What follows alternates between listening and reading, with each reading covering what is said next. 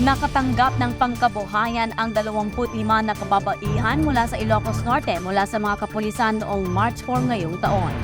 Sa ilalim ng programa ng Ilocos Norte Police Provincial Office na may titulong Pangkabuhayan ni Manong Police, ay tumanggap ng tig-iisang kambing ang mga napiling benepisyaryo ng nasabing programa. Sa pakikipanayam kay Police Major Antonio Marzan Jr., Acting Chief PCADU ng Ilocos Norte PPO, ay sinabi niya na ang programang ito ay isa sa mga isinusulong ni Police Colonel Frederick Ubar, Provincial Director ng Ilocos Norte PPO, bilang bahagi ng kanilang pagsuporta sa whole-of-nation approach to end local communist armed conflict at bahagi pa rin umano ito ng selebrasyon ng Buwan ng Kababaihan. Lubos ang pasasalamat ng mga nakatanggap ng pangkabuhayan, layunin ng nasabing programa na may padama sa mga mamamayan, lalo na sa mga malalayong lugar.